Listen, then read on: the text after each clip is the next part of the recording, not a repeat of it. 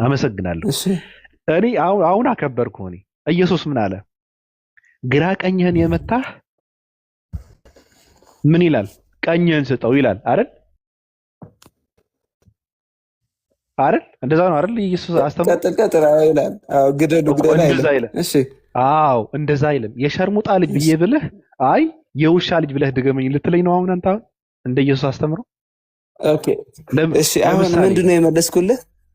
እሺ ለምሳሌ እግዚአብሔር የሐናና የኢያቄም የልጅ ልጅ ነው የሚለውን በቃ መልሰህልኛል። ረክቻለሁ፣ እንድም ደስ ብሎኛል። እሺ እኔም ልጠይቅህ አያይዤ ልጠይቅህ። እሺ አያይዤ ልጠይቅህ ጥያቄ አለ።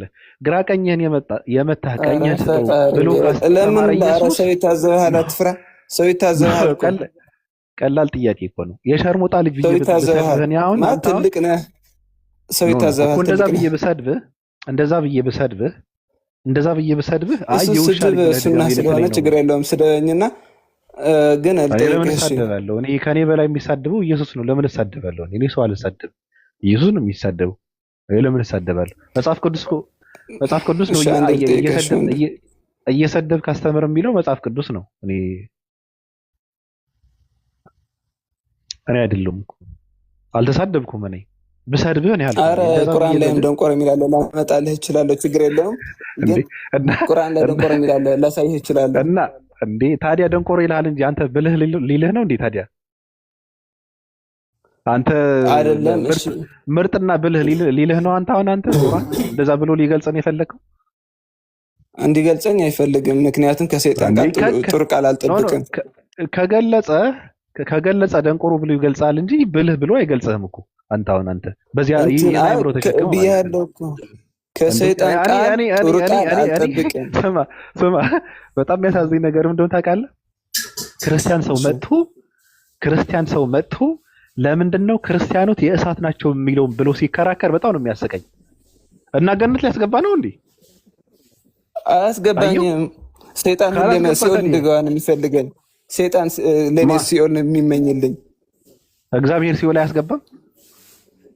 ያስገባል። ግን ለእንትን በእግዚአብሔር ላላመኑና ለካህዱትና ጣዖት ለሚያመልኩ። አንተ እኮ ስላላመንክ ነው የምትገባው እኮ። ለዛ እኮ ነው አይደለም እሱ እኮ አያስገባኝም እኮ። ግን እንደዛ ይለኛል። የእሱን የጣዖትን አስተምሮ ስላልተከተልኩ እንደዛ ይለኛል። ጣዖት እኮ ያለው እኮ አንተ ጋር እኮ ነው። ጣዖት ምን ማለት ነው ታውቀዋለህ? እሺ በዚህ ዙሪያ እንወያይ። በጣዖት ዙሪያ እንወያይ። ኖርማል ነው፣ አሪፍ ነው። እሺ ጣዖት ምን ማለት ነው? እሺ አብዱላህ ምን ማለት ነው? ስሙስ ትርጉም ጣዖት ምን ማለት ነው? እንግባባ። ጣዖት ምን ማለት ነው? ኦኬ ጣዖት ማለት አምላክ ያልሆነ ባዕድ ማለት በቃ አምላክ ያልሆነ ነገር የተቀረጸ ወይም ደግሞ በሐሳብ የተፈጠረ ነገር። ቴንክ ዩ። በሐሳብ የተፈጠረ ነገር አይደለም። በሐሳብ የተፈጠረ ነገር ሳይሆን በእጅ የተፈጠረ ነገር ነው ጣዖት የሚባለው አይደል? አይደለም። በሐሳብ የተፈጠረ ለማለት የፈለኩት ምን መሰለህ? ለምሳሌ ጣዖት ቅርጽና ምናምን ይሄ እንደዛ ያደርገኛል የሚለውን ሐሳብ ለማለት ፈልጌ ነው። ስለዚህ ቅርጻ ቅርጽ ነው ማለት ነው። አዎ ቅርጻ ቅርጽ ማለት ነው። ቴንክ ዩ። መስቀል ጣዖት ነው አይደለም? መስቀል ጣዖት ነው አይደለም? መስቀል ጣዖት አይደለም። ጣዖት ነው እንጂ። እንዴት? ስለተቀረጸ ነው። ጣዖት ማለት መስቀል እናመልካለን እንዴ? ታመልከዋለህ? ለምን አታመልከው? ለምንድን ነው? አይ ለምን? በምን ምክንያት? መስቀል ኃይለነ መስቀል ጽንዐነ ብለህ አታምንም አንተ አሁን? አዎ እናምናለን። ግን ማምለክና ማመን ደግሞ ካመንክ እንዴ መደገፍ እኮ ነው። መደገፍ አምልኮ አይደለም። ምን መሰለህ? እግዚአብሔር የተሰቀለበት ነገር ነው አይደል? መደገፍ እግዚአብሔር ወልድ የተሰቀለበት ነገር ነው ብለን አይደል?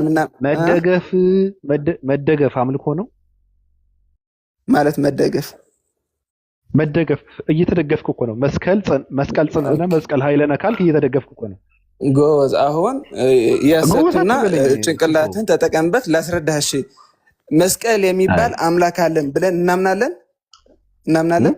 እንደዚህ የሚል ማስረጃ አለ እያልኩ እኮ ነው። መስቀል ጽንዐነ መስቀል የሚባል አምላክ አለን ብለን እናምናለን። ማስረጃ አለ።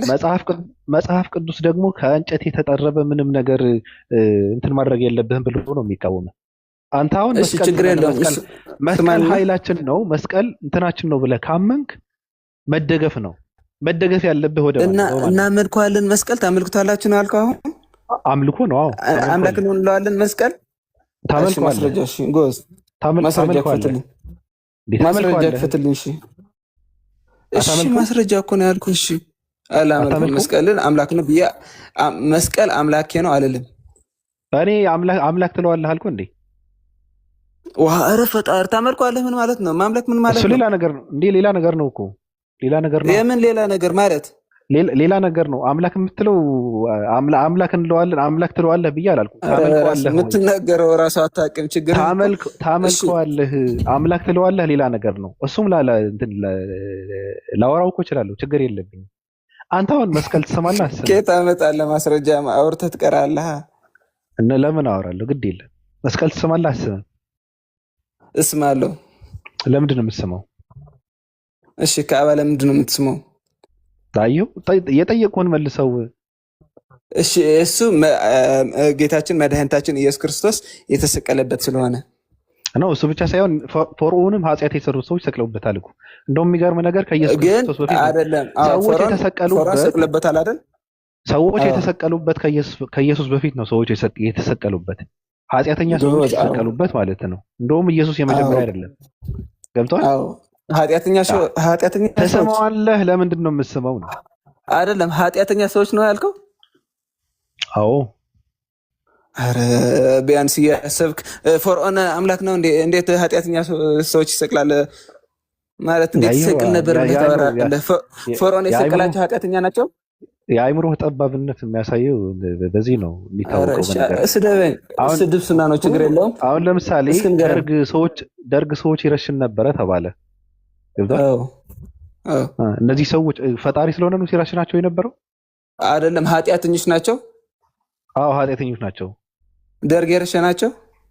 አዎ ወንጀል የሰሩ ፈርዖን የሰቀላቸው ኃጢአተኞች ወንጀል የሰሩ ማለት ነው። ኃጢአተኛ ማለት ወንጀል ወንጀል የሰሩ ማለት ነው ባጭሩ። ኢየሱስም የተሰቀለው ኃጢአት ስለሰራ ነው። አይደለም ምን ማስረጃ አለ? ኃጢአት ስለሰራ ነው ኢየሱስ የተሰቀለው። ለምን አይዞህ ወደዛ ትሄድ? እሺ ፈርዖን የሰቀላቸው ወንጀለኛ መሆናቸው ማስረጃ? ኢየሱስ የተሰቀለው ኃጢአት ስለሰራ ነው። እና ፈርዖን ፈራጅ ነው? አምላክ ነው ፈርዖን? ለአንተ አምላክህ ነው? አዎ ቀጥልበት። አይዞህ ለአንተ አምላክህ ነው? ምንድን መልሰው ጥያቄ። አይዞህ ፈራጅ ነው። ይፈርዳል። ለምን አይፈርድም? ፈርዖን ፈራጅ ነው? አንተ ራሱ ትፈርዳለህ እኮ ፈርዖን አምላክህ ነው? ፈርዖን አምላክህ ነው? አምላኬ አይደለም። እና ፈራጅ ማለት ምን ማለት ነው? ፈራጅ ማለት እኮ የሚፈርድ ማለት እኮ አምላክ ብቻ እኮ አይደለም። ሰዎች አይፈርዱም። ሰዎች ፍርድ የለም። ፍርድ ቤት ምን ዓለማዊ ፍርድ ነው ወይስ ሰማያዊ ፍርድ? እንዴ ስለ ሰማይ ነው እንዴ እያወራ ያለሁት? ባይዘዌ ልንገርህ ማለት ነው። መስቀል እኛ የምናምነው የመዳናችን ምክንያት ስለሆነ ነው። ኢየሱስ የተሰቀለው ኢየሱስ የሚባል ሰው የተሰቀለው ኃጢአት ስለሰራ ነው። ኃጢአተኛ ነው። ምን አይነት ኃጢአት? እሺ በቁርአን ራሱ ንጹህ ኃጢአት የሌለው ነው እኮ ነው የሚለው። ኢሳ ኧረ ተው የምትናገረውን እወቅ። ተውና መጽሐፍ ቅዱስ ቁርአን ይመሰክርለታል። እሱ ቁርአን ነው የሚለው። እና ቁርአን የመሰከረለት እንዴት ኃጢአተኛ ነው ትላለህ እንዴ? ቁርአን ነው ንጹህ ነው ያለው ቁርአን ነው። መጽሐፍ ቅዱስ ግን ኃጢአት በቁርአን ማታምንም ነው። ኧረ እኛ ላይ ደግሞ ጭራሽ አምላክ ነው ይላል። እናንተ ላይ ንጹህ ነው ይላል። ስማኝ፣ እናንተ ላይ ንጹህ ነው ይላል፣ እኛ ላይ ደግሞ አምላክ ነው ይላል። ኖ አይልም። አምላክ ነው አይልም። መጽሐፍ ቅዱስ ኢየሱስ ክርስቶስ ኃጢአተኛ ያደርገዋል፣ ወንጀለኛ ያደርገዋል። ገብቷል? ባለጌ ያደርገዋል መጽሐፍ ቅዱስ። ውሸታም ያደርገዋል፣ ተሳዳቢ ያደርገዋል መጽሐፍ ቅዱስ። የሲኦል ሰው ያደርገዋል መጽሐፍ ቅዱስ። ኢየሱስ ቁርአን ግን ያከብረዋል። ጽድት ያለ ሰው ነው፣ የተከበረ ነው። ማንንም አልነካውም፣ አልተሰቀለም፣ አልተገደለም። እንትን አደረግነው ብሎ ነው የሚያምነው ቁርአን ማለት ነው። እንትን ከኪሳ ስታወራ ከቻልክ በማስረጃ ሰው እንዲያምንህ እንዲያከብርህ ከኪሳ አይደለም የሚታወቅ ነገር ነው እያወራ ያለው። እንኳን ቁርአን ለኢየሱስ ብቻ ሳይሆን ለኢየሱስ እናትና አባትም እውቅና የሰጠ መጽሐፍ እኮ ነው። ገብቷል? ታዛዥ እንደነበሩ የሚመሰክረው ቅድስት ድንግል ማርያም እና እሱ እኮ ነው የሚገርመኝ። ንጽሕት ሴት ነበረች ብሎ የሚያወራው ቁርአን ብቻ ነው። አዎ አንተ እኮ ነህ እንትን እያልክ ያለው ኢሳ ወንጀለኛ ነበር ያልከው። ስለ ድንግል ማርያም ንጽህና የሚያወራው ቁርአን ብቻ ነው። መጽሐፍ ቅዱስ አያወራም ስለ ድንግል ማርያም ንጽህናው። ኧረ ተው ያወራል። ምን ብሎ ያወራል ማለት ነው? አዎ ያወራል። አዎ የቱ ጋር ነው የሚያወራው? የቱ ጋር ነው? ትውልድ ሁሉ ብጽዕት ይለኛል ይልሃል። ምን ማለት ነው? ብጽዕት ምን ይለኛል ማለት ነው? ገብቶኛል። አሁን ይሄን ጥቅስ እንደምታወጥ ትውልድ ሁሉ ብጽዕት ይለኛል ነው። ገብቷል? ይሄ ሌላ ነው። ራሱ መጽሐፍ ቅዱስ ግን ብጽዕት ናት አላለም።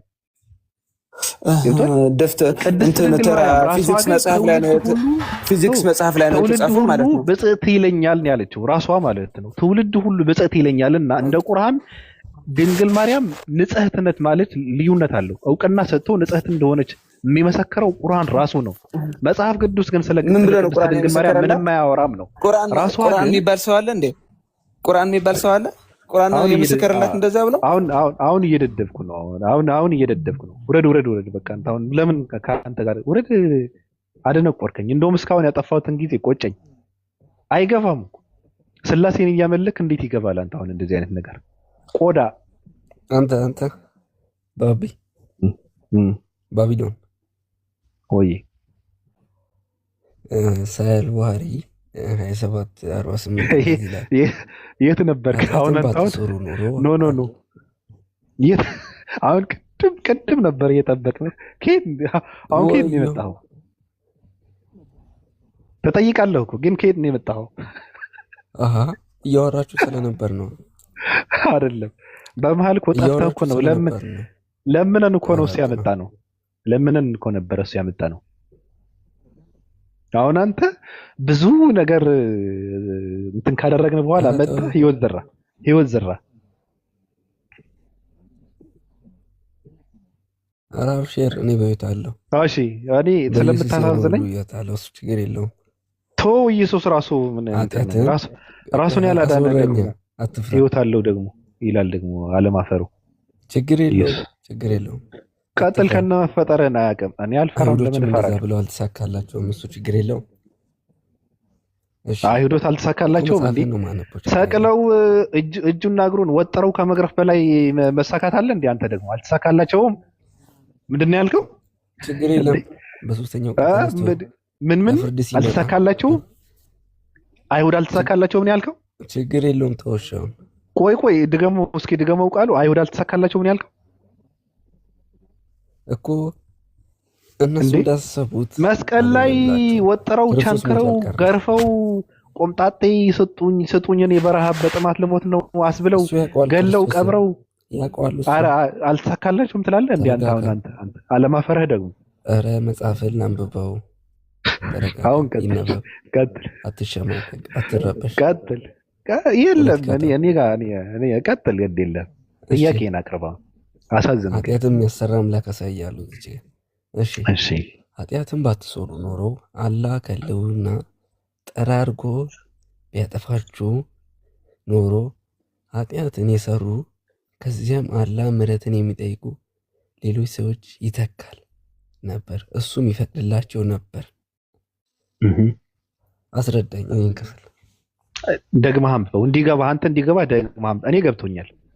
ደግመህ አንብበው እኮ አስረዳኝ እኮ ደግመህ አንብበው እንዲገባ ደግመህ አንብበው።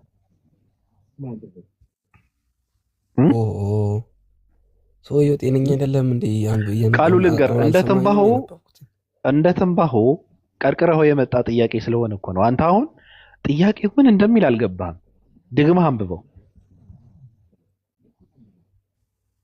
ኧረ ትንባሆ እሺ ላንብበል። ጥያቄውን ደግመህ አንብበው። እሺ ኃጢአትን ባትሰሩ ኖሮ አላህ ከህልውና ጠራርጎ ቢያጠፋችሁ ኖሮ ኃጢአትን የሰሩ ከዚያም አላህን ምሕረት የሚጠይቁ ሌሎች ሰዎች ይተካ ነበር፣ እሱም ይፈቅድላቸው ነበር ይላል።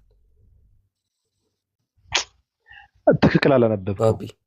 የሞት አረፍተ ነገር ኃጢአትን ባትሰሩ ኑሮ አልክ። እሺ ቢያጠፋችሁ ኑሮ እሺ። ከዛ ምንድነው ያስቀጠልከው? ምን አይነት አማርኛ ነው? አስተካክለህ አንብበው። ቁርአን ነው አይደል?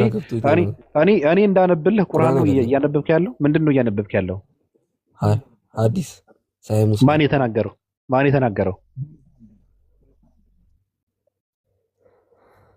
ማን ተናግሮታል መሰለ? እሺ ማን ነው የሚል? ማን የዘጋቢው ነው? አይደለም የማን ንግግር ነው? መልእክተኛው ሰለላሁ ዐለይሂ ወሰለም ነው። እሺ እንዴ ሰለምክ እንዴ? እንዴ ሚት ያደረገው ሻሃዳ ይዘህ ለመምጣት ነበር እንዴ? እንዴ አራት ትጠላለህ። ኦኬ ቃሉን ደግመህ አንብበው እንዲገባንም ደግመህ አንብበው። ኃጢአትን ባትሰሩ ኑሮ ቢያጠፋችሁ ኑሮ እሺ ቀጥለኝም አላነብልህም ወይ ከፍተህ አንብበውና ኦኬ ከፍተህ አንብበውና ወይ ክፈተውና እኔ ላንብበው ወይ ከፍተህ አሳየን ወይ በትክክል አንብበው። ይኸው ክፈት። ቆይ እኔም ጥያቄ አንተ ማስረጃ እኔም ጠይቃለሁ ማስረጃም ከኔ ራሱ ይታዘብ። ማስረጃ እኮ አይደለም እኔ አምጣ ያልኩህ እኮ አንተ ጥያቄ ስትጠይቅ እኮ ምን ላይ እየጠየቅ እንደሆነ አስረዳን እኮ ነው። አንተ ያመጣውን ጥያቄ የሞተ አማርኛ ነው እየተናገርክ ያለው ገብቷል። አማርኛ ካላወቅህ ምን ላድርግህ እኔ አናብብ። ትክክል አይደለም ጻፉ ነገር ነው እየወቀስክ ያለው ችግር የለውም። የተጻፈ ነገር አይደለም እንደዛ ተብሎ አይጻፍማ ገብቷል። እንኳን በአረብኛ በሌላ ቋንቋ በአማርኛም እንደዛ ተብሎ አይጻፍም። ስለገባኝ እኮ ነው አንተ ያነበብከውን ቃል እንደዛ ተብሎ እንደማይጻፍ ስለገባኝ ነው። ያነበብከው ትክክል አይደለም። እሺ ክፈተውና ምን ብሎ እንደተጻፈ አስረዳኝ እኮ። ክፈተው እኔ ጋር የለም። ክፈተውና አማርኛውን አይደል አንተ ጋር ያለው አማርኛው ነው እኮ። እኔ አማርኛውን ክፈተው በትልቁ አድርግ። ስክሪንሻት ያደረከው ስለሆነ ከሆነም ራሱ ከፍተህ አሳየን። ለጥፋ አሳየን። አይመቸኝም። ለዛ ነው ቅድም አድርገው ነበር እኮ ቀላል ነው። ስክሪንሻት ያደረከውን እንትን ነው ይዘጋብኛል ስልኬ። ለዛ ነው። አይዘጋብህም። አሁን ከፍተህ ነበር እኮ ቅድም እኮ። ቶሎ ዘጋብኝ። አሳየኝ አንዴ ብቻ እኮ ላንብበው በትክክል ጥያቄ እንዲመለስልህ። አንተ ግን ማስረጃም ሳትይዝ ገብተህ ነው። የምን ማስረጃ? ለምን ጠይቅ ጥያቄ እንዴ? ጥያቄ እኮ አይደለም የጠየቀው። እኔ እኮ ጥያቄን እኮ ነው ለመጠየቅ እኮ ነው። የአንተ ጥያቄ ለማስተካከል እኮ ነው። እሱ ከፈተው መልህ እኮ ጥያቄን ለማስተካከል እንጂ መልስ ለመመለስ አይደለም ራሱ እኮ። እሺ ብራዘር ላንብበል። ደግመህ አንብበው እስኪ ደግመህ አንብበው። እሺ አዳምጡ ሰዎች እንዴት አድርገው እንደሚያነበው። ጆሮህን ግን እንትን በለው ወደ ስልኩ ጠጋ አድርግ ትንሽ። እሺ እንደዚህ ይላል። ኃጢአትን ባትሰሩ ኖሮ አላህ ከለውና ጠራርጎ ቢያጠፋችሁ ኖሮ ኃጢአትን የሰሩ ከዚያም አላህን ምሕረት የሚጠይቁ ሌሎች ሰዎች ስንት ነው ያልከው? ሰው ሄሎ አቤት ይሰማል? አንተማ እስከነ ቅድሙ የተሰማ ነው። እሺ ምንድን ነው ያልከው? ሐዲሱ ስንት ቁጥር ነው ያልከው? ሳይ ሙስሊም 27:48 ምን እንደሚል እኔ ራሴ ላንብብልሽ።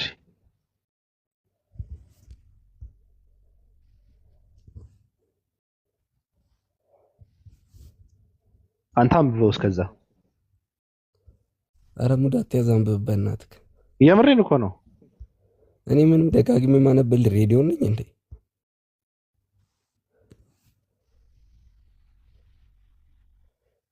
ሀያ 28:48 ኧረ አይደለም 27:48 ነው። ለዚህ እኮ ነው 27 ሶስቴ ብያለሁ። የቱ ጋር ነው?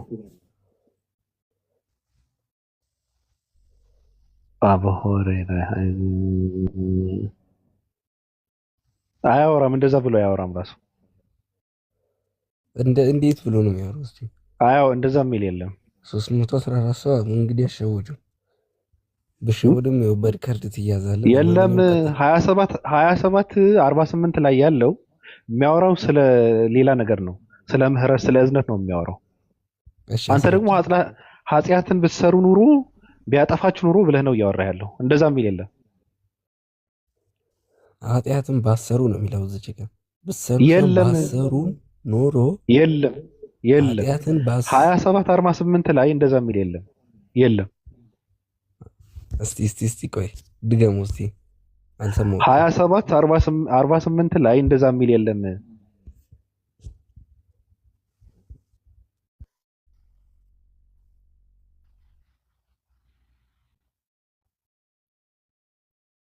እሺ አሁን አንተ እዛ ክፍል ላይ ኃጢአትን ባሰሩ ኖሮ አላህ ከህልውና ጠራርጎ ቢያጠፋችሁ የሚል የለም።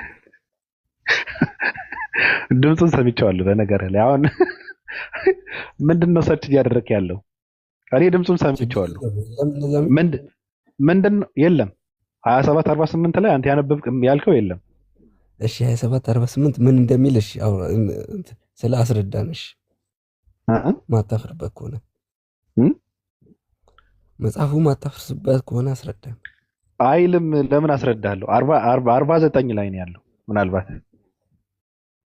እኮ 2748 አንተ የምትከተለው መጽሐፍ የምትቀበለው መጽሐፍ ነው። ማታፍርበት ከሆነ አንብበህ ተርጉሞ አስረዳኝ። እንደዛ የሚል የለም። እኔ ለምን አነብልሃለሁ? እንደዛ የሚል የለም። ከየት ነው ያመጣው? አንተ አሁን ኃጢአትን ባትሰሩ ኑሮ የሚለውን ከየት እንዴ? አልከፍትልህም። መልስ። ከየት ነው ያመጣው? አምጣው። ይሄው የተጻፈው። እኔ አለቀህም። አትቀልድም። እኔ ጋር 2748 ላይ የለም። ክፈተው። ሳይ ሙስሊም ላይ የለም ካል ክፈተው። አንዴ እኔ ለምን ከፍተዋለሁ? አንተ አይደል የመጣው ጥያቄው? አምጣው። አሁን አይልም ካልከኝ ከፍታ ሳይ ምን እንደሚል አይልም 27 48 ላይ አይልም። ፖለቲካ ሰራ ምን ጋር በነገርህ ላይ እኮ እኔ ጋር ፖለቲካ ሰራ። መጽሐፉን ከፍታ አስረዳ። እኔ በእንትን ሜዳ ነው ምላስ ይዤ ነው እንደ ትን ማስወነጭ። እኔ ጋር ፖለቲካ አይሰራም። የማታፍርበት ምናምን የሚለውን አማርኛ አትጠቀም። ችግር የለም። ምንድን ነው የሚለው? አሳይ መጽሐፉ ሳይ ሙስሊም 2748 እንደሚል እሺ፣ እንደዛ ይላል ብለህ ነው እየሞገትክ ያለው አንተ አሁን? በቃ እኔ እንደዛ ብዬ አንብቤልሃለሁ። እንደዛ ይልም ካልክ ማስረዳት። እሺ 2748 ላይ ኃጢአትን ባትሰሩ ኑሮ አምላክ ቢያጠፋችሁ ኑሮ ብሎ ነው የሚያወራው። አንተ እንደምትለው ከፍታ አስረዳ። እንደዛ ብሎ ነው ወይ የሚያወራው? እሺ እንደዛ ብሎ ነው የሚያወራው እኮ አንተ አሁን ብዙ ነገር ቅድም እግዚአብሔር እንደዛ ብሎ ነው እኮ እንዲከፈት እንደዛ ብሎ ነው የሚያወራው እያልክ ነው? እኔ እንደዛ ብሎ ነው የሚያወራው። እሺ ክፈትልን አቡኪ።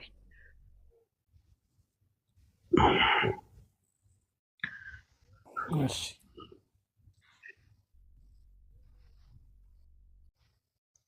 ግን ያለ ማስረጃ አትግባ። አንተ ነው ያለውን አንዴ አይ ስልክ ሊገባው ዘሚካኤል ስለ ኢየሱስ ክርስቶስ ነው ነገር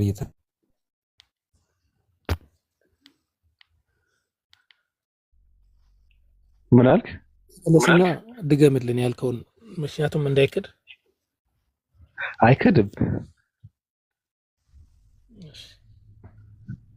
ኃጢአትን ባሰሩ ኑሮ ቢያጠፋችሁ ኑሮ ይላል አለ። እሺ አቤት ቢያጠፋ የሚለውን ኃይለ ቃል ብቻ ወጥቶ ያሳየናል። አሁን ኢንሻአላህ እንክፈትለት። አይ ባቢሎን ቅድም ብዙ ነገር ሄዷል፣ ብዙ መንገድ ሄዷል እና እሱ ራሱ ይክፈትና ያስረዳል። ምንድነው ብዙ መንገድ ሄድኩት? እኔ አንተ ያልከፈትክ እሱ እንዲከፍት ትፈልጋለህ? አይደብርም? እንደ ዘብይ አንተ ጥያቄውን የጠየቅከው ያነሳው እኮ አልከፈተም። ያው አንብበው። እኔ ማስረጃም ጥቼ ከፍቻለሁ። እሺ ያው አንብብልን። እሺ ኧረ ራሳችሁ አንብባችሁ ተርጉሙትና እኔ በዚህ ነገር ነው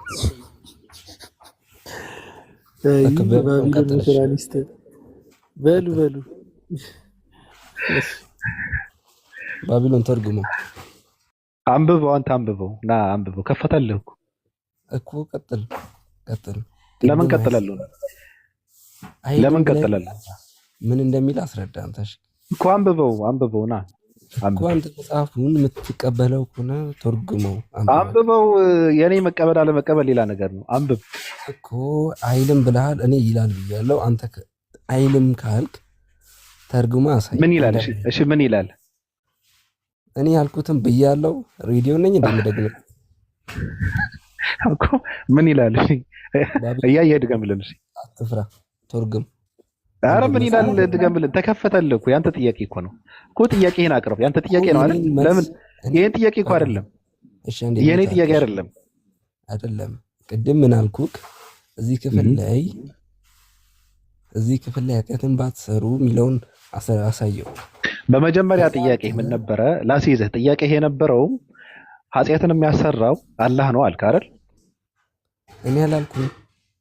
እና ምንድነው ጥያቄ? እሺ እዚህ ጋር ጥያቄ ምንድነው? ምን ነበር? እሺ እንዴ እኔ መጽሐፉ ያለውን ያልኩት እኔ አይደለሁም። አንተ አልካት በላይ እኮ እንደዛ ብለህ ነው ያመጣው ጥያቄው። እኮ እኔ ጠይቄሃለሁ፣ አንተ አስረዳኝ እኮ ነው የምልህ እኮ። ጥያቄህ ምንድነው? ጥያቄህ ምንድነው? ኦሆ ጥያቄህ ምንድነው? አይ ፖለቲከኛ ሰው ነህ አንተ፣ አትረባም እውነት። ኦኬ ሪከርድ ኦኬ ሪከርድ ነው እንዴ? አሁን ገባኝ። ቅድም እየሰማሁን ነበረ ድምፁና አሁን ገባኝ። በነገራችን ላይ ዘሚካኤል ማለት በሚገርም እንትን ሐናና ኢያቄም እግዚአብሔር የሐናና የኢያቄም የልጅ ልጅ ነው ብሎ በድፍረት የመሰከረ የመጀመሪያ ሰው ነው። የመጀመሪያ ኢትዮጵያዊ ነው። አመሰግናለሁ። እኔ አከብርሃለሁ፣ እወድሃለሁ። እንደዚህ ብለህ መመለስ ራሱ ትልቅ ነገር ነው። ግን አንተ ሙስሊም አይደለም። ከአንተ የማይጠበቁ ነገሮች ብዙ ነገር ተናግረሃል። ያው ከሙስሊም የማይጠበቅ ማለት ነው? አዎ አይባልም። እንደዛ የማይባሉ ነገሮች ብዙ ነገር ማለት ሙስሊም የማይላቸው እሱ ታየዋለህ ነገ ምን እንደተናገርክ እኮ። ሙስሊም የማይላቸው ምንድናቸው? ሙስሊም የማይላቸው ለምሳሌ እኮ ችግር የለውም። አይ በሰው እምነት ማላገጥ አላላገጥኩም እኔ ሙስሊም የማይለው ግን ምንድነው? ከሙስሊም የማይጠበቀው ምንድነው ነው እኮ። ያላገጥከውን ነገ በደንብ ታየዋለህ። እኔ አላላገጥኩም፣ ጥያቄ ነው የጠየቅኩት። ነገ ታሽጎ ይላክልሃል፣ ችግር የለውም። አመሰግናለሁ። ግን ሙስሊም በሰዎች ሃይማኖት እንደማያላገጥ እንደማይሳደብ ስለመሰከር ግን ከልብ አመሰግናለሁ። አይሳደብም። እኔም ስንት መልካም ሰዎች እንዳሉ አሳያለሁ። ግን አንተ ሙስሊም አይሳደብም አይደል? ሙስሊም አይሳደብም። ቴንክ ዩ። ግን አንተ አይደለህማ። ቴንክ ዩ። የኔ ተው ግድ የለህም። እኔ ተወኝ ግድ የለህም። ሙስሊም አይሳደብም። አመሰግናለሁ። እና በሰው አምላክ ላይ እና በሰው አምላክ ብሎ በተቀበለው አምላክ ላይ አፍን መክፈትና አፍን ማላገጥ በመጨረሻው ዘመን እኔ አልከፈትኩም። በምጽአት ቀን አልከፈትኩም። እሱ ግድ የለም እሱ ግድ የለህም። እሱ ስንደርስ እናየዋለን። ደግሞ ራሱ መምጣት አለበት ኢየሱስ የሚባለው ሰው ራሱ ምጽአት ምናምን እያልክ ደግሞ እንትን አትበል። የሚገርም ነገር ኢየሱስ አንተ አሁን የተጻፈ ነገር አልተጻፈም ብለሃል። አስረዳ ስትባል አላስረዳም ብለህ ተሸማቃል አይደል? ማስረዳ አልተሸማቅኩም እኔ። አንተ ጥያቄ ምንድነው ተብለህ ስትጠየቅ ሐዲስ ውስጥ ኃጢአትን የሚያሰራው አላህ ነው አልክ። እሺ ምንድነው ተብለህ ስትባል ጥያቄውን አምጣ ስትባል ከአንድ ሰዓት በኋላ አሁን እነሱ ከገቡ በቃ ተው። እኔ ሰዎችን ሰላም ልበልበት። በቃ አንተ አሁን መዳረቅ እኮ ምንም ትርጉም የለውም። ዋናው ነገር እግዚአብሔር የሐናና የኢያቄም የልጅ ልጅ መሆኑን ከመሰከርክ ለእኔ ትልቅ ነገር ነው። ይሄ ሰዎች ሰላም ልበልበት። አላውቅም ብያለሁ አይደል? እሺ ሰው ሰላም ልበልበት። አይ አንተ ከነሱ ሰላምታ ለመለዋወጥ ራሱ የምበቃ ሰው አይደለም። ይሄ ምላስክ ለዛ ራሱ አይበቃም አንተ። እሺ ምን ላድርግ እኔ? እነሱ ያወሩ የተከበሩ ሰዎች ስለሆኑ። አረ ያወሩ፣ እኔ በእነሱ አልገባም። ግን አንተ ነገ ታሽጎ ይላክልሃል ያወራቸው ነገሮች። ችግር የለም። ወደ እኔ ነው የሚላከው? እናትህ ጋር ቁጭ ብለህ ስማው። እኔ ለምን ምን ይሰራልኛል? አቡኪ ሰላም ብያለሁ። ያሲዮ ሰላም ብያለሁ። ሁላችሁንም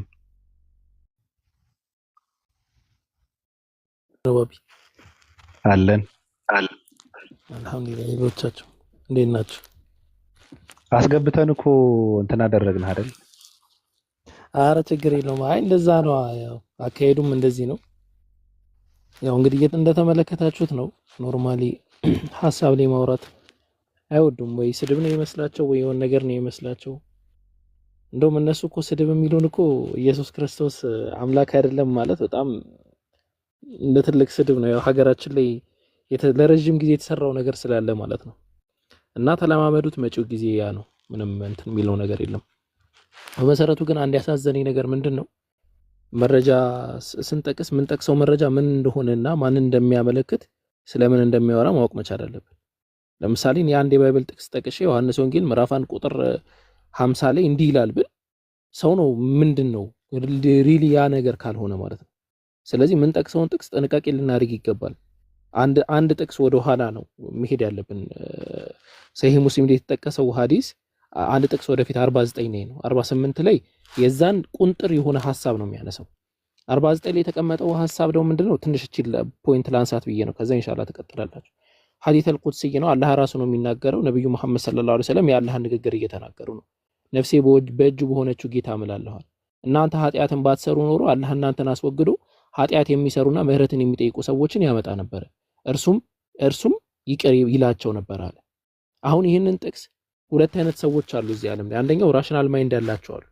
ሁለተኛው ደግሞ ዝም ብሎ ዝግም ያለ ማይንድ ያላቸው ሰዎች አሉ። ዝግም ያለ ማይንድ ያላቸው ሰዎች ላይክ ፈሪሳውያንና አንድ አይሁዶች ናቸው። ፈሪሳውያንና አይሁዶች ኢየሱስ ክርስቶስ ሲያስተምር ሰው ዳግም ካልተወለደ በቀር እንትን መንግስተ ሰማያትን መውረስ አይችልም ሲባል ጥያቄ ይፈጥርበታል። ኒቆዲሞስ ትልቁ አይሁድ መምህር ምን ይል ነበር? እንዴ እንደዛ ከሆነማ ሰው እንዴት እንደዚህ ሸምግሎ ምናምን ወደ እናቱ ሊመለስ ነው አይነት አስተሳሰብ ያስቡ ነበር። ስለዚህ ሐዲሱ ምንድነው የሚለውን መረዳት ያስፈልጋል በመሰረቱ ማለት ነው። ነብዩ መሐመድ ሰለላሁ ዐለይሂ ወሰለም እዚህ ጋር ከሐዲስ አልቁድሲዩን እየተናገሩ ያሉት ምንድነው? የሰው ልጅ ስህተት ሳይሰራ ሊኖር እንደማይችል ኃጢአት እንደሚሰራ የኃጢአት የመስራት ፍሬው ደግሞ አላህን Subhanahu Wa Ta'ala እስቲታባ ማድረግ ወይ ደግሞ አላህን Subhanahu Wa Ta'ala ይቅርታ መጠየቅ እንደሆነ ነው የሚናገረው። ንስሐ መግባት እንደሆነ ነው የሚናገረው። ንስሐ የማይገባ ትውልድ ደግሞ ይጠፋል። በእኛ አስተምሮ አይደለም በእነሱ አስተምሮ። ሉቃስ ወንጌል ምዕራፍ 13 ቁጥር 3ን ተመልከቱት ምን እንደሚል ማለት ነው። ንስሐ ባትገቡ ኖሮ ሁላችሁም እንዲሁ ትጠፋላችሁና ነው ብሎ የሚያስተምረው። ሌሎችም ጥቅሶች ላይ ጴጥሮስም ሲያስተምር ተመሳሳይ ነገር ነው የሚናገረው። ንስሐ የማይገባ አካል ይጠፋል ብሎ ነው የሚያስቀምጠው። ስለዚህ ሐዲሱ ምን አለ? ኃጢአት ሰርታችሁ ንስሐ የማገቡ አካላቶች ስለምትጠፉ ኃጢአት መስራታችሁ የማይቀር ነው። ጀነራል ትሩዝ ነው። ንስሐ መግባት ግን ግዴታ ነው። ንስሐ ካልገባህ ደግሞ ትቀጣለህ። አላህ ሌሎች ፍጥረታቶችን ያመጣል አለ። እነዛ ፍጥረቶች ኃጢአት ይሰራሉ ፕላስ ኦፍ ዳት ደግሞ ንስሐም ይገባሉ ብሎ ነው ያስቀመጠው ማለት ነው። ከዛ አንፃር ነው ሁሉ ኃጢአት እንደሚሰራም የነሱ መጽሐፍ ይናገራል። ሮሜ ምዕራፍ 3 ቁጥር 23 ሁሉ ኃጢአት ሰርቷልና ብሎም ያስቀምጣል። አንደኛ ዮሐንስ መልእክት ምዕራፍ 1 ቁጥር 8 መታበይ እንደሆነ ኃጢአት የለብኝም ብሎ መናገር በራሱ አሳፋሪ ነገር እንደሆነ ነው የሚናገረው። ኃጢአት የለብንም ብንል ራሳችንን እናስታለን፣ እውነትም በእኛ ውስጥ የለምና ወይም የለም ነው የሚሆነው ኃጢአት የለብኝም ካልክ። ስለዚህ ኃጢአት አለብህ፣ ንስሐ መግባት አለብህ። ንስሐ ካልገባህ ደግሞ ትጠፋለህ። ይሄ የኛም የነሱም አስተምህሮ ነውና በዚህ ያህል ደረጃ መጠየቁ ብዙ እንትን አስፈላጊ አይደለም ለማለት ነው። ምናልባት ሐሳቡን በተወሰነ ደረጃ ላብራራው ብዬ ነው። ቀጥሉ ባቢ። አሪፍ ነው። ልጁ ከታይ ኑሮ ደግሞ የተናገርከው እንደሚገባውና እንደሚወስደው ተስፋ አደርጋለሁ። መጨረሻ ላይ ቢናደድም መጀመሪያ ላይ ደህና እያወራ ነበር ልጁና መጨረሻ ላይ ነው እሳት የሆነው። ተስፋ አደርጋለሁ አሁን ተረጋግቶ አንተ ያብራራውን ነገር ይዞ እንደሚሄድና ሁለተኛ እንደማይጠይቅ ተስፋ አደርጋለሁ። ያሲው እንዴት ነህ? ደፍረን ነው እንትን ያደረግናት ባለቤቷ አስገድደን መፈንቅለ መንግስት አድርገን ነው። ባቢ ሰላም ብያለኝ። እንዴት ነህ? አለን። አሰላሙ አለይኩም ወራህመቱላሂ ወበረካቱ። ሰላም ነው። አንዳንድ ጥያቄ የለህም ለኡስታዝ አቡበከር ዛሬ ጣል የምታደርገው? ኧረ አለኝ እንጂ ኡስታዝ ወሂድም ኮመንት እየጻፈ ነበር አይተከዋል? አንተን ልታስጨምቀኝ ነው እንዴ ሐሰን? ተው እንጂ ኡስታዝ ወሂድን አስገባው። ኡስታዝ ወሂድ ገባ መልካም ነው። ምናልባት ቤቱ አዲስ ነውና ምናልባት ከዛ አንፃር የማስገባት ምናምን እንትን ሊፈጠር ይችላል። ድሮን አለኝ እያለ ነው ባቢሎን ኡስታዝ። ምንም አዲስ አይደለም ቤቱ እንትና አዲስ አይደለም ግን ለመጀመሪያ እኔ እንኳን ለመጀመሪያ ጊዜ አይደለም የምገባው፣ ግን እንተዋወቃለን። ከድሮ ነው የምንተዋወቀው፣ ግን የሆነ ስፍራ ላይ ነው የምንተዋወቀው። የሆነ ኳስ ሜዳ ነው የምንተዋወቀው። ጥያቄ እኔ እንትን ከማለቴ በፊት ግን ሌሎች ብትሆኑ መልካም ነው። ለኡስታዝ ወይ ጥያቄ የለኝም እኔ ያሲው እሱ እንዴ አይመቸውም። በቀደምታ እኔ ቤት ገብተህ ምንድነው የተነጋገርነው? በውስ ታው እንጂ አይመቸው። አሁን ሲመጣ ፈራ ኖ ፈሪቼ ሳይሆን የ665 አምላክ እንትን ይበለው ምሕረቱ ይላክለት። አሞታል። እሺ ያው ተዛው በከረ ሲለህ አለኝ አንድ ነገር አንሳ እስኪ፣ አንድ ጥያቄ ጠይቅ እስኪ፣ እኛ ምንድን እንማር? አይ የትናንቱ አንደኛ ነገር የትናንቱ ማረጋገጥ አለብኝ። ትናንት ተሸውጄ እንዳይሆን ማለት ነው እሱና ዛሬ ደግሞ ሌላ ጥያቄ አለ። በቃ በትናንት ነው እንጀምርና እሱን ኡስታዝ አቡበከር ይነካከውና ያው እኛም እንታረማለን። የመለስነው ነገር ልክ ካልሆነ አንተም አሪፍ ነው አይ ቲንክ ይዋጥልሃል ብዬ ተስፋ አደርጋለሁ። አንሳው ጥያቄ ከተደገመማ አወርደዋለሁ። ምን አማራጭ የለኝም። እኔ ተመሳሳይ መልስ ከተመለሰ ምንም እንትን የለውም እኮ። ግን እኔ ለመጀመሪያ ጊዜ ሌላ መልስ ሲመለስ ቆይቶ በመሃል ገቡና ጋሼ ኡስታዝ እንደዚህ ነው ሁለተኛ ትርጉሙ ሲሉ እኔ የትም መሄድ አልቻልኩም። ይዛል ማለት አንኩኝ ገብቷል። ስለዚህ ተመሳሳይ ከሆነ እንደዛ ከሆነ በቃ እናልፈዋለን። እንደውም ደግሜ ያላነሳውም ጥያቄው ሌላ ጥያቄ አለኝ። ባጭሩ ምንድነው ጥያቄው? አቡኪ ሁለት ጥያቄ ነው ያለው። የመጀመሪያው ጥያቄ ትናንት ጠይቄ ነበረ እና መልሰውታል፣ ግን እንደዛ እንደሆነ ለማረጋገጥ ነው። አላህ ለዮናስ ወደ 100,000 ሰዎችን ላክ ነው ወይም ከዛ በላይ ይጨምራሉ ይላል። አሁን ጥያቄ እዛ ጋር ያለው ቃል ግምታዊ ንግግር ነው አልኩ እኔ። ወይም ከተባለ ይሄ እርግጠኝነትን አለማሳየት ነው ብዬ እንትን አልኩ ጠየቅኳቸው። ወይም ብለው ነው የተጠቀመው። ስለዚህ ወይም ማለት ግምታዊ ንግግር ነው አልኳቸው። ለምን እንደዛ ብሎ ተናገረ? ቁርአን ውስጥ እንደምናውቀው ደግሞ በእርግጠኝነት እንደሚያወራ ነው። እንደውም በእርግጠኝነት እያለ ማለት ነው።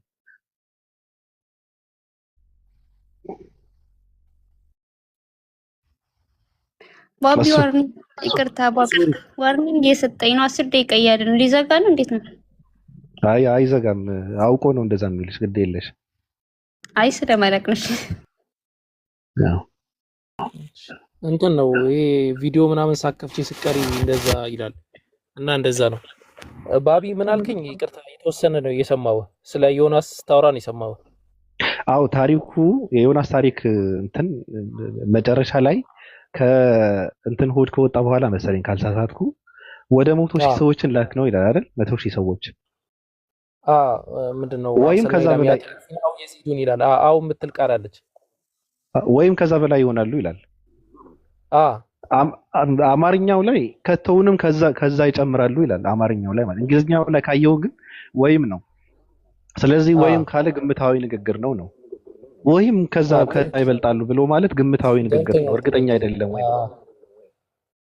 ባይዘዌ እዚህ ጋር በጣም አልহামዱሊላህ በጣም የሚገርምህ የሙስሊም ሊቃውንቶች በጣም ከባባድ የሆኑ ኢሹዎችን አንስተዋል እዚህ ጋር ማለት ነው። ቋንቋዊ ይዘቱን፣ ሂስቶሪካል ባክግራውንዱን የመሳሰለውን ነገር አይተው ማለት ነው። አንዳንድ ምሁራኖች ሂስቶሪካል ባክግራውንዱን ተመልክተው ምን ብለው ነው ያስቀመጡት? በዛ ጊዜ የነበረ አንድ ግለሰብ የታዘበውን ትዝብቱን አላህ Subhanahu Wa Ta'ala ያስቀመጠው ብለው ነው ያስቀመጡት ማለት ነው።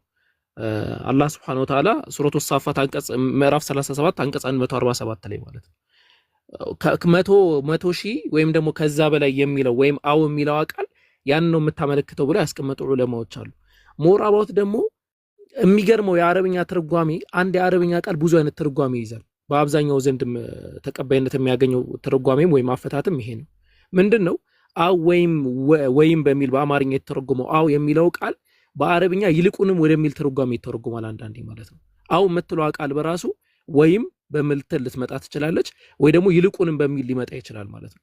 እና አላህ Subhanahu Wa Ta'ala 100,000 ነበሩ ብሎ 100,000 የሚለውን ካስቀመጠ በኋላ ይልቁንም ከዚያ በላይ ይበልጡ ነበር የሚለው በጊዜ የነበረውን የጥርጣሬ ይሄ በጊዜ የነበረው ቁጥር 100,000 ነው ወይስ 200,000 ነው ወይስ 150 ነው የሚል ጥርጣሬ ይኖርበት ሳይሆን ቁጥሩ ከዛ እንደሚጨምር አላህ ያስቀመጠ ነው። ይሄ ደግሞ በቀደምት አጠራር አንድ ነገር በሙሉ ነገር ትጠራና ከዛ ጨመር አድርገህ ትናገራለህ ማለት ነው። በሙሉ ነገር ጠርተህ ጨመር አድርገህ ትናገራለህ። ለምሳሌ ሰዎች በምሳሌ አነጋገር ሲናገሩ 1001 ጊዜ ተናግሬያለሁ ይላሉ። 1001 ጊዜ ያ ያነጋገር ጥበብ ነው። ባይዘው 1001 ጊዜ ተናገርኩኝ ወይ ደግሞ 1001 ጊዜ ነው ይሄን ጥያቄ ጠየቀኝ ወይ ደግሞ 1001 ጊዜ ነው ይሄን ነገር የተናገርከው የሚል ነገር አለ። አረቦች ደግሞ በንግግር ዘያቸው ላይ ይህንን ይጠቀሙ ነበር። ሙሉ ነገርን ከዛ ደግሞ አስረግጠህ የሆነውን ደግሞ ጨመር አድርገህ ትናገራለህ ማለት ነው። ስለዚህ አላህ Subhanahu Wa Ta'ala ያንን ወግ ተከትሎ ነው ሙሉ ነገሩን አስቀመጠና አው የሚለው በእርግጥ በሚል ከፍ አድርጎ አስቀምጦታል። እና የንግግር በላጋ ተብሎ ወይም የንግግር ውበት ተብሎ ይጠቀሳል በዑለማዎች ዘንድ ማለት ነው። ማብራት አጠፋፍቼ ምናምን ነው እንጂ ማወራ መጽሐፍቶችን ከፍቼ ማስረጃዎችን አቀርብልህ ነበር። በቂ ነው። አንተ የምታወራው ባይብሉ 120,000 ናቸው ነው ብሎ የሚያስቀምጠው። እኔ እንጃ እንደዛ ነው 120,000 ብሎ የሚያስቀምጥ ይመስለኛል። የትኛው ምዕራፍ ላይ ነው መሰለህ? እስቲ ዮናስ ቆይ ባይብል ልክፈታለህ። ዮናስ እስቲ የትኛው ምዕራፍ ላይ እንደሆነ አላስታውስም፣ ግን ቼክ እናድርገው። ኦኬ ዮናስ ምዕራፍ 4 ላይ እንደዛ ብሎ ያስቀምጣል። ታሪኩ ምዕራፍ 4 ላይ ነው የሚገኘው። እኔስ ቀኛቸውን ግራቸውን የማይለዩ ከ120,000 የሚበልጡ ሰዎች 4:11ን ተመልከቱት። 4:11ን ተመልከቱት። ያንን ያስቀምጣል። 120,000 ብሎ ነው የሚያስቀምጠው። እኔስ ቀኝና ግራቸውን የማይለዩ ከ120,000 የሚበልጡ ሰዎች ብዙ እንሰቶች ላሉበት ለታላቂ ከተማ ለነነዌ አላዘዝንምም አለው አለ። እግዚአብሔር ነው ተናገረ እና እንደዛ ይላል። ያው ከአረብኛው ከቁርአኑ አንፃር ግን እንደዛ ነው ተብሎ የሚታሰበው። አላህ አለም። አመሰግናለሁ። ግማሽ ተመሳሳይ ነው የትናንቱ መልስና በቂ ነው ለኔ። በነገራችን ላይ ቀጣዩ ጥያቄ 1886 ላይ ያለ ጥያቄ ነው። ይሄን ጥያቄ ማለት ነው ስለ አንድ ሰው ታሪክ በሚያወራበት ሰዓት ወደ ፀሐይ መግቢያ በደረሰ ጊዜ ጥቁር ጭቃ ባላት ምንጭ ውስጥ ስትጠልቅ አገኛት። ፀሐይዋ ማለት ነው። በአጠገቧም ህዝቦችን አገኘ ምናምን እያለ ይቀጥላል። አሁን እኔ የማውቀው ጥቁርም ነጭም ጭቃ ያለው ምድር ላይ ነው። ፀሐይ ያለችው ደግሞ ከምድር ስንት ሚሊዮን ኪሎሜትሮች ርቃ ነው ያለችውና ማለት እንዴት ነው የገባችው ወደ ጭቃ? ይሄን ነገር ባይሆን በሪ ላይፍ ኤክስፒሪየንስ አድርጌዋለሁ ማለት እችላለሁ። እንደዛማ አምናለሁ። በሪ ላይፍ ኤክስፒሪየንስ አድርጌዋለሁ ብዬ ማምናለሁና አላህ Subhanahu Wa Ta'ala የፀሐይ መጥለቂያ በደረሰ ጊዜ በጥቁር ጭቃ ምንጭ ውስጥ ስትጠልቅ አገኛት ብሎ ያስቀመጠው የዙልቀርነይን ታሪክ እስቲ ኖርማሊ ባህር አካባቢ ያላችሁ ሰዎች ካላችሁ ተመልከቱት። እስቲ ከባህር አካባቢ ያላችሁ ሰዎች ተመልከቱት እና አንድ ደሴት ላይ ከዚህ ሀገር ውጭ ያለ አንድ ደሴት ላይ ተመሳሳይ ነገር ኤክስፒሪየንስ ማድረግ ችያለሁ። ህንድ ውቅያኖስ ላይ ማለት ነው። እና አላህ Subhanahu Wa Ta'ala እዛ ጋር ያስቀመጠው የአረብኛ ቃል ጥንቃቄውና የቁርአኑ እንትን ጀዛከላህ እነዚህማ ጥባጥቤ ተጫውተውበታል እኮ ሐሰን እኛ ነን እንትን ምንለው ሐሰንን ትልቁ ላይ አድርጉትማ።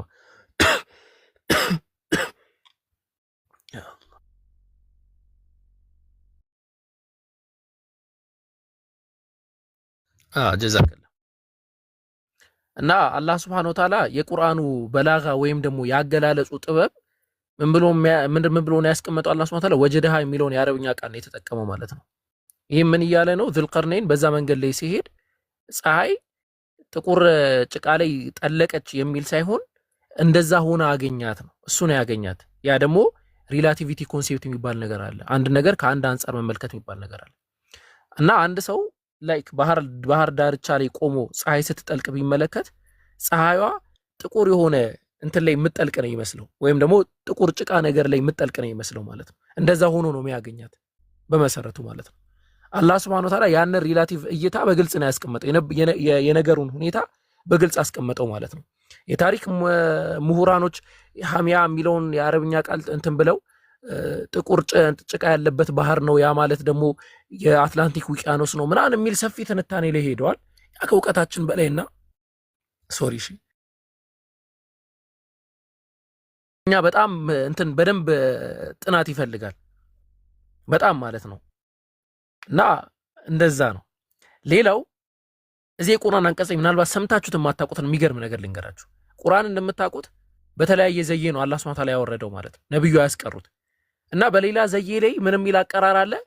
ሐሚአህ የሚለው በእኛ ዘዬ ነው ወይም በእኛ አቀራር ነው። በሌላ አቀራር ላይ ደግሞ ሐሚያህ ተብሎ ደግሞ ተቀምጧል ማለት ነው። ወይም ሙቅ የሆነች ውሃ ማለት ነው። ወይም ሞቃታማ ውሃ ማለት ነው። ሞቃታማ ተብሎ ውሃም ተብሎ ይተረጎማል።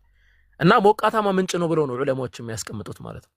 በሁለቱም መንገድ ስንተረጉመው ይሄ ባህር ሞራቦት አትላንቲክ ውቅያኖስ ነው ተብሎ የታሰበው ባህር ሞቃታማም ነው ጭቃማም ነው። ጭቃማም አለው ሞቃታማም ነገር አለው ማለት ነው። እና አንጻራዊ እይታ ላይ ስትመለከተው እንደዛ ነው የሚሆነው። ስለዚህ ከዛ አንጻር መብራራት ይችላል እንጂ ፀሐይ እዛ ላይ ትጠልቃለች የሚል እንትን መቼስ ላሞኛችሁ ተሞኙ አይነት ነገር ነው እንጂ ነብዩ መሐመድ ሰለላሁ ዐለይሂ ወሰለም በዛ ጊዜ የነበሩ ሰዎችን ቢሏቸው እንዴ ይሄን የመሰለ ስተት አግኝተው በቃ ተሳስተሃል እንደውም ብለው እንትን ይሏቸው ነበረ ማለት ነው። ምክንያቱም ማንም የሚያውቀው ነገር ነው። ፀሐይ እንዴት ሆና ነው እንትን ልጠልቅ የምችለው ጭቃ ላይ? ይሄም ማያስኬድ ነገር ነው። እንደውም በሐዲስ ደረጃ የመጣው እኮ ፀሐይ ከመውጫዋ መግቢያዋን እንቅስቃሴ ሲናገሩ ልክ ወደ ስትገባ አላህ Subhanahu Wa Ta'ala አርሽ ዘንድ ሄዳ ነው የምትሰግደው የሚል ነገር ነው ያለው እና አርሽ ጭቃ ውስጥ ነው ያለው።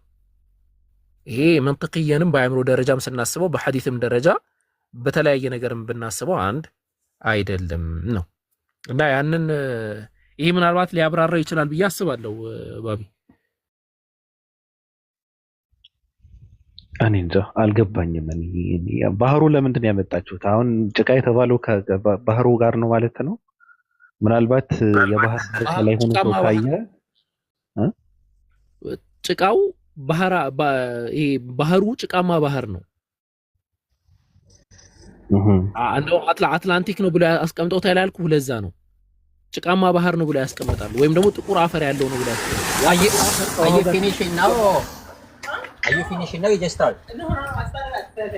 You start at 7. ቀጥል።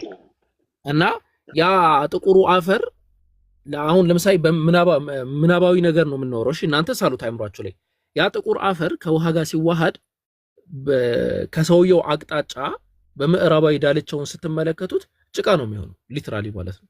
ውሃ አለ፣ ከዛ ደግሞ ጥቁር አፈር አለ። የአትላንቲክ ውቅያኖስ እንደዛ ነው። በፎቶ ደረጃ ምናልባት አሁን ማቅረብ ላልችል እችላለሁ፣ አቅርቢ ማሳየትም እችላለሁ። ስለዚህ ያ ግለሰብ ሲያየው የሚመለከተው እንደዛ ነው። ሌላው ደግሞ ሌላ አዲስ እንትን ደግሞ ልንገራችሁ።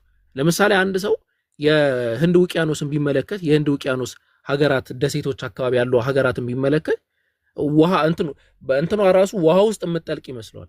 በሆነ ሳይድ ደግሞ ሲመለከት ደግሞ እሳት ነገር ውስጥ የምትጠልቅ ነው ይመስለው። በጣም ጥቁር በጣም እንትን ቀይ ሆነና እሳት ነገር ውስጥ ነው የምትጠልቅ ይመስለው ማለት ነው። ስለዚህ አላህ Subhanahu Wa Ta'ala ያንን ወጀደሃ ብሎ አስቀመጠው። እርሷ አገኛት ምን ስትሆን ሐሚያ የሆነቻል ጥቁር የሆነች ጭቃ፣ ወይም ደግሞ በሌላ አቀራ ላይ ሐሚያህ ብሎ አስቀመጠ። ሞቃታማ የሆነች ውሃ፣ ያ ውሃ ወይም ያ ምንጭ ወይም ያ ውቅያኖስ ሞቃታማ ውሃ ነው። በተመሳሳይ ደረጃ ምንጭ ያለው ውሃ ነው ማለት እና እንደዛ ሆኖ አገኛት የሚል ትንተና ነው ልንሰጥ የምንችለው እዚህ ጋር ማለት ነው። ኡስታዝ ሰላም አለይኩም ወራህመቱላሂ ወበረካቱ። ወአለይኩም ሰላም። ቀጥል ሀቢቢ። እሺ አንድ ነገር ብቻ ባቢ፣ እኔ ይሰማካል ባቢሎን? አዎ ይሰማል። ወደ ስራ ቦታ ልገባ ስለሆነ ይሄን ፎቶ ሳነሳ ለምሳሌ ማለት ነው ይሄን ፎቶ ሳነሳ እኔ ቢች ዳር ሆኜ እዚህ ጋር ሆኜ ነበር ያነሳሁት። ልጆች ጋር እየተጫወትኩኝ እዚህ ጋር ሆኜ ነበር ያነሳሁት እና ከእኔ እይታ አንጻር ልክ ፀሐይዋን ሳያት ከዚህ ከውሃው ካለበት ስር እየገባች መሆኑ ይታየኛል አይደል ባቢ? ባህር ሲሆን ነው እሱም እንደ ባህር ዳርቻ ላይ ከሆነ ስታየው ሰማይና ባህሩ የተጣበቀ መስሎ ነው የሚታየው። አዎ የተጣበቀ ነው የሚመስል። ግን አሁን ወደዚህ እየቀረብኩ በሄድኩኝ ቁጥር ፀሐይዋ ከኔ ምን እየሆነች ትሄዳለች? እየራቀች አትሄድም? እንዲሁ ሳያት ወደ ጭቃውና ወደ ባህሩ እየገባች ይመስለኛል እኔ ካለሁበት አንጻር። ልክ ወደዚህ ግን እኔ ወደ እሷ ወደ ፀሐይዋ ኦኬ እዚህ ላይ እየጠገባች ነው፣ ወደ ጭቃው እየገባች ነው፣ ወደ ውሃው እየገባች ነው ብዬ ለማየት እሷን በቀረብኩኝ ቁጥር እሷ ደግሞ ከኔ እየራቀች ትሄዳለች አይደል? አልደርስባትም። የቁርአኑ አንቀጽ እየተናገረ ያለው ኡስታዝ አቡበከር እንዳለው ዙልቀርናይን ከቆመበትና ካለበት አንጻር ፀሐይዋን ሲያያት ልክ በዚህ መልኩ እየጠለቀች ነው የሚያያት። ስለዚህ ከዚህ ካየው አንጻር በዛ አይነት መልኩ ነው የሚናገረው ተመልካቹ ማለት ነው። አዎ ለምሳሌ አውሮፕላን ከጭንቅላታችን በላይ ሲበር ስናየው በጣም ትንሽ ሆኖ ነው የሚታየን አይደል? ከኛ ካለንበት አንጻር ስናየው። ልክ መሬት ላይ ሲወርድ ግን ምን ያህል ግዙፍ እንደሆነ ምን ያህል ትልቅ እንደሆነ ግን ደግሞ ልክ ቀርበን ስናየው የማይገናኝ ነገር ነው አይደል እንዴ ባቢ?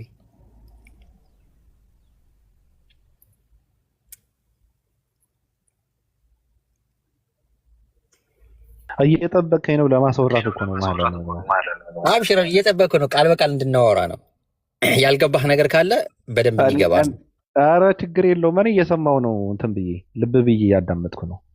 ከዛ አንጻር ነው እኔ ምሳሌ ቆሜ ነገሩን ከማይበት ለምሳሌ አይፍል ታወር አለ፣ ቡርጅ ኸሊፋ አለ። ቡርጅ ኸሊፋን አሁን በፎቶ ብናየው በምን ብናየው በጣም ሰማይ ጠቀስ ነው። ልክ ቃርበን ደግሞ ስናየው ምን ይሆናል? በጣም ግዙፍ ነው ከኛ ካለንበት እይታ አንጻር እና ከዚህ ኡስታዝ አቡበከር በጣም በአማረ ሁኔታ ነው ፎቶውን የከፈትኩለትም ለዛ ነበረ። ያልገባህ ነገር ካለ በደንብ ኡስታዝ ያስረግጥልሃል። አብሽር። ምን መሰለህ እዚህ ጋር ሊነሳ የሚችለው ጥያቄ አላህ Subhanahu Wa Ta'ala ላይ ምን ይህንን ተጠቀመ የሚል ነገር ነው ልታነሳ የምትችለው ማለት ነው።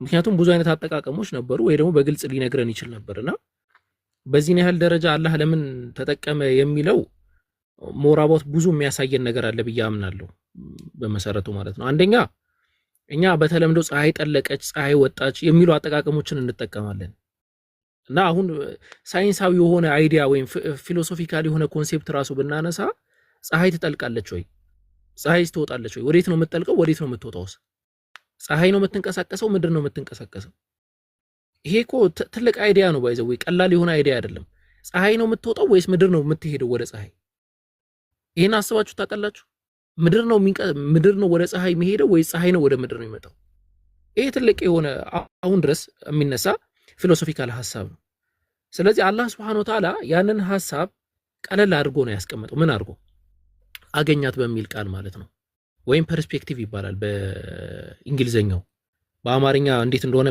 አስቀምጡ ፐርስፔክቲቭ ምን ማለት ነው ከሆነ ፐርስፔክቲቭ ስንመለከተው እንላለን እንግሊዘኛው ሞር ይገልጿል አማርኛ አለ ወይ አላቅም እና ፐርስፔክቲቭ አለ ያን ፐርስፔክቲቭ አላህ Subhanahu Wa Ta'ala የነገሩን ፌኖሜኖ በዛ ፐርስፔክቲቭ ነው ያስቀመጠው ከሱ ፐርስፔክቲቭ አንፃር እንዲሆነ ከሌላ ፐርስፔክቲቭ አንፃር ሌላ ነገር ሊሆን ይችላል ከሆነ ነገር አንፃር ግን እንደዛ ነው ብሎ ከሱ እይታ አንፃር አስቀመጠው ማለት ነው አንድ ሁለተኛ እዚህ ጋር ያለው በጣም ትልቁ ጥበብ የቁርአን ጥበብ በጣም አስገራሚነቱ ይሄ ግለሰብ ዙልቀርነይን ያደረገው ኤክስፓንሽን ወይም ደግሞ ያደረገው ጉዞ ምን ያህል ሰፊ እንደሆነ አላህ እየገለጸ ነው ያለው የጉዞው ርቀት ማለት ነው የጉዞው ርቀት አላህ Subhanahu Wa Ta'ala እንዴት አድርጎ ነው ያስቀመጠው ሲባል እዛ ጋር ምንም የሚል ነገር አስቀመጠ ፀሐይ የምትጠልቅበት ቦታን ከሱ እይታ አንፃር ያንን አገኘ ብሎ ነው ያስቀመጠው ማለት ነው ስለዚህ ዙልቀርነይን ከምዕራብ እስከ ምስራቅ ያለውን ግዛት አጠቃላይ መቆጣጠሩን አላህ Subhanahu Wa Ta'ala በአንድ ቃል ያስቀመጠልን ያን ቃል ደግሞ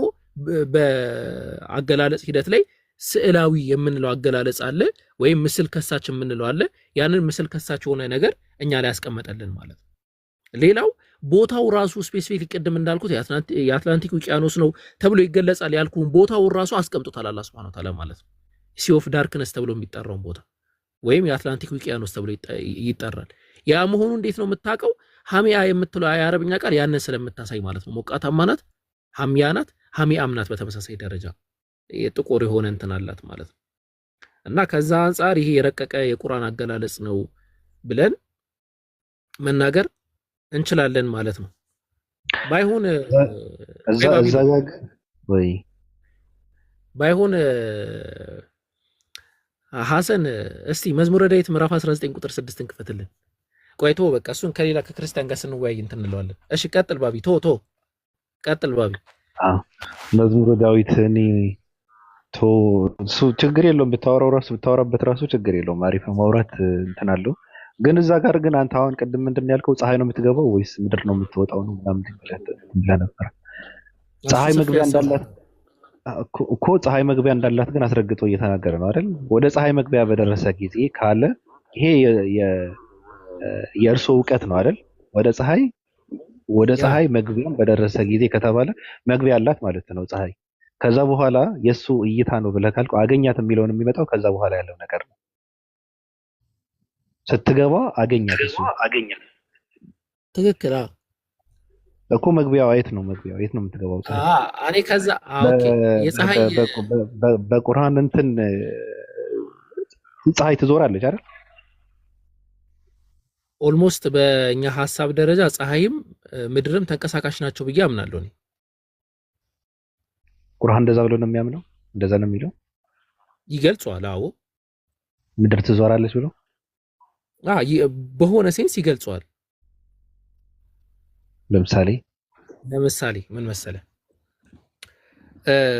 በዑለማዎች መካከል ሁለት አይነት ነገራቶች ላይ ልዩነቶች ተፈጥረዋል አንደኛው ምድር ራሷ ምን አይነት ይዘት አላት የሚለው ላይ ሁለተኛው ምድር ተንቀሳቃሽ ናት ወይስ አይደለችም የሚለው ላይ ማለት ነው እና እዛ ጋር የሚመጡ የቁርአን አናቅስቶችን በተለያየ መንገድ ያብራራሉ በተለያየ መንገድ ማለት ነው እኛም ደግሞ ያንን በተለየ መንገድ እናብራራዋለን ማለት ነው ግን ሰብሰብ ስናደርገው ይሄን ሐሳብ እንትን እንበልና ወደ እነዚህ ሐሳቦች መቀጠል ካስፈለገ ኢንሻአላህ እንቀጥልበታለን ይሄን ፖይንት ሰብሰብ እናድርገውና እኔ መጀመሪያውን ሐሳብ ያነሳሁት ላይክ ሐሳቡ በሐሳብ ደረጃ እንዲመጣ ነው በጣም ሌላ እንትን ስላለ ማለት ነው ሌላ ሐሳብ ስላለው ሰፊ ነገር ስላለው ማለት ነው። ስለዚህ የመጀመሪያው ያነሳነውን ሐሳብ ላይ ኢንሻአላህ ፖይንቶችን እንትን እንበልና ከዛ በኋላ ደግሞ ስለ ምድር ፐርስፔክቲቭ ምድር ናት ወይስ ፀሐይ ነው የምትዞረው ወይስ ሁለቱም ዟሪ ናቸው ሁለቱም ተንቀሳቃሽ ናቸው የሚሉ ነገራቶችን ደግሞ እንትን እናደርጋለን ኢንሻአላህ እናነሳለን።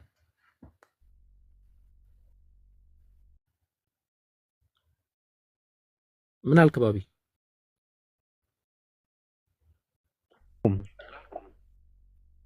እኮ በል ምን አልክ የሚለው አገላለጽ በል እኮ ነው።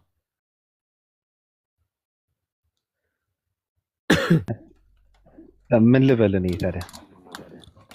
አይ መጀመሪያ ያነሳነው ሐሳብ ላይ እንዴት መጀመሪያውን የሆነ ፖይንት አነሳ፣ ከዛ እኛም የሆነ ፖይንት አነሳን።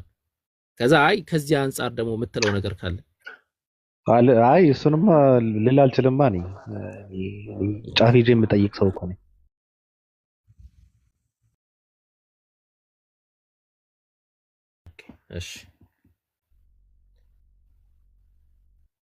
እሺ ሶ የመጀመሪያው ሐሳባችን ያ ነው። ቀደም የተነሳው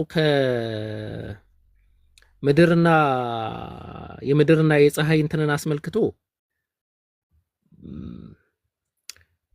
ሰፊ ነገራቶች አሉ። ምናልባት እነዚህን ሐሳቦች አሁን እዚህ ጋር አምጥቼ እንትን ባልላቸው ደስ ይለኝ ነበር፣ ግን ሰፊ ሐሳቦች አሉ በጣም ማለት ነው። ኢቭን ከሆነ ሌላ ጊዜ እንትን አድርገው በቃ እንደዛ ከሆነ እንትንም ስለሆነ ምናልባት ሰዓት ከሌለ ሰፊም ከሆነ ችግር የለውም ሌላ ጊዜ ምናልባት ልጅቷም እንዳተኛ አንተም እንዳናደርግህ ድንገትም ስለሆነ አይ እንትን ማለት እችላለሁ። እኔ እንትን ማለት እችላለሁ ማለት ፖይንቶቹን ምን ያህል ሰው አይምሮ ላይ ይገባሉ ምን ያህል እንትን ይላቸዋል የሚለውን ስለምጠራጠር አንዷን በነቂስ አንዷን ብቻ አንስቼ አንዱን ዝም ብዬ ጥቅስ ነገራችሁ ልለፍ፣ አንዱን ደግሞ ጥቅስ አንስቼ ልለፍ። እንደዛ እናደርግ። ባይዘው ምድር በዘመናዊ ሳይንስ ምድር ይዞራል ይባላል። እሺ ምናልባት ይሄ ሳይንስ ገና ካልደረሳችሁ ከታች ያላችሁ ሰዎች ማለት ነው እንደዛ የሚባል ደረጃ ላይ ነው ያለው አሁን ያለው ሳይንስ ላይ ማለት ነው። አላህ Subhanahu Wa Ta'ala ሱረቱ ዙመር አንቀጽ 39 ምዕራፍ 39 አንቀጽ 5 ላይ ሌሊቱን በቀን ላይ ይጠቀልላል ቀኑን በሌሊቱ ላይ ይጠቀልላል የሚል የቁርአን አንቀጽ አለ። እና ይሄንን የቁርአን አንቀጽ የኛ ምሁራኖች እንዴት አድርገው ነው ይከዊር የሚለውን የአረብኛ ቃል የኛ ምሁራኖች እንዴት አድርገው ነው እንትን የተረዱት ከተባለ ላይክ እንደ ተርባይን አድርገው ነው የተረዱት፣ ወይም ደግሞ እንደዚህ ጥምጥም ወደ ሆነ ነገር ማለት ነው፣ ወይም የሚጠቀለል ወይም ደግሞ ክብ የሆነ እንደዚህ ወደ የሚዞር የሚንቀሳቀስ ነገር አድርገው ነው የተረዱት። ያንን ሐሳብ ደግሞ ከምን ጋር ነው ያያያዙ? ሱረቱል አንዓም ምዕራፍ 27 አንቀጽ 88 ጋር ነው ያያያዙት። ያ ሐሳብ ላይ ደግሞ አላህ Subhanahu Wa Ta'ala ስለ ተራሮች ሲናገር ተራሮችንም ታያለህ የረጉ የቆሙ ሆኖ ታስባቸዋለህ፣ እነርሱ ግን እንደ ዳመና ይጓዛሉ ብሎ ነው አላህ Subhanahu Wa Ta'ala ያስቀመጠው ማለት ነው።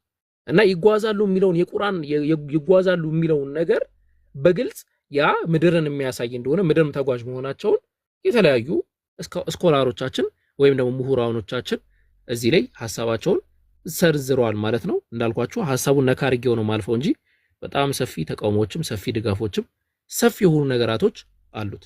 ፀሐይን ደግሞ አስመልክቶ ዌልናውን የሆነ ነገር ነው የተቀመጡ ነገራቶች ስላሉ ማለት ነው። አላህ Subhanahu Wa Ta'ala ሱረቱል ያሲን ላይ ራሱ ሲያስቀምጥ እሺ የቁርአን አንቀጹ ምን መሰላችሁ?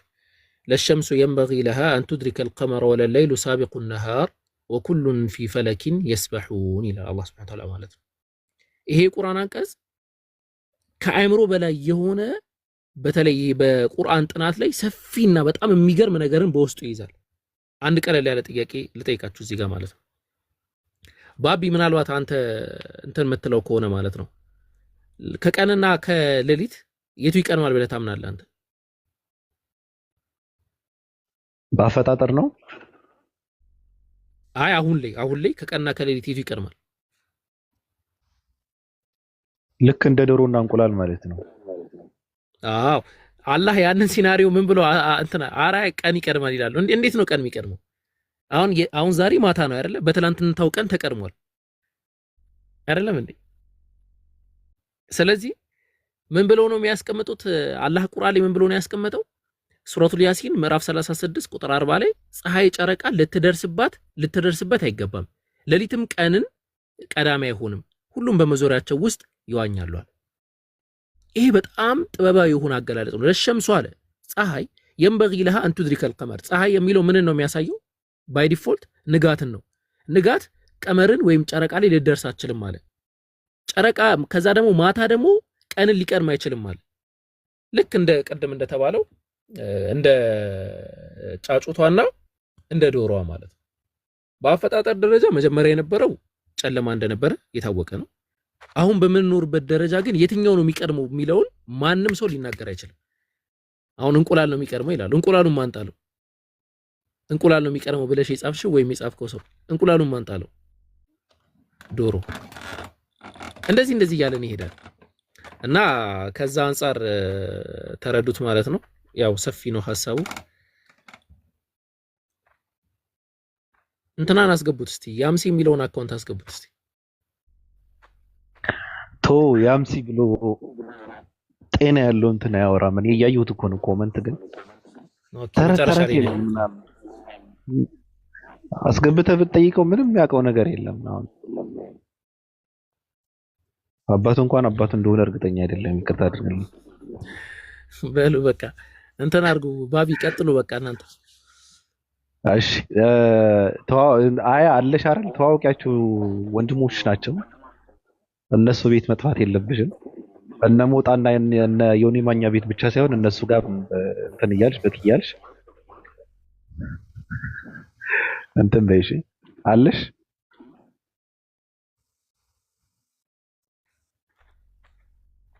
አይ አለሽ جزاك الله استاذ ابو بكر بارك الله فيك واياك جزاك الله وإياك يا أستاذ ባቢ መቼም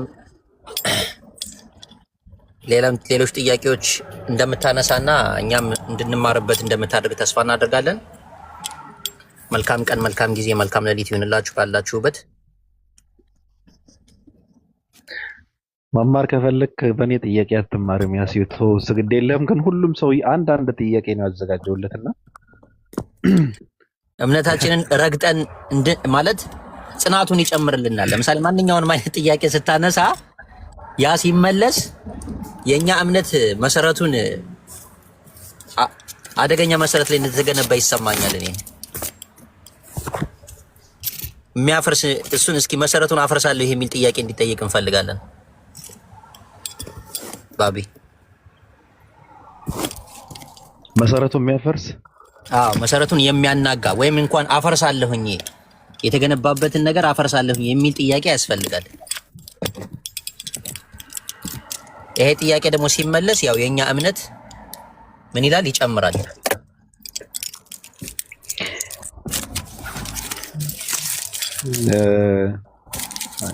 እስካሁን የሚገርምህ ነገር እኔ የማምነው ምንድነው ጥያቄዎች ይነሳሉ ግን አሁን ለምሳሌ ብዙ ምሁራኖች ያነሷቸው ጥያቄዎች አሉ ለምሳሌ ገብቷል እነሱ ያላነሷቸው ጥያቄዎችን ለማግኘት ግን በጣም ይከብዳል አሁን ቁጭ ብለህ ያነበብክ ጥያቄ እንትን ለማድረግ ነቅሰህ ለማውጣት በጣም ከባድ ነውና እንደውም የሚገርም ነገር እኔ የተለያዩ ሃይማኖቶችን የዛ እምነት አማኞች ያልሆኑ ሰዎች የሚጠይቋቸው ጥያቄዎችን ምንድናቸው ብዬ ጎግል እያደረኩ ነበርና በጣም የሚያስቅ ነገር ነው ያለው እንዴ ግን ዓለም የተማረው ሰው የላችም እንዴ ምናምን እያሰብኩ ነበር እርግጠኛ ነኝ እነዛ ጥያቄዎች ተማርን የሚሉ ትልልቅ ሰዎች ያነሷቸው ጥያቄዎች ናቸውና ጥያቄዎችን ስታያቸው በጣም የሚያስቅ ጥያቄ ነው የምታገኘውና እነሱ ደግሞ ለመጠየቅ ደግሞ የሚያሳፍር ነገር ነው እኔ ትውልዶችን ሲጠይቁ ሰማለሁ ጥያቄዎቹ ማለት ነው ግን የሚያሳፍር ነገር ነው በአንዳንድ የሚነሱ ጥያቄዎች ለምን እንደሚነሱ ከምን እንደሚነሱ መነሻቸው ምን እንደሆነ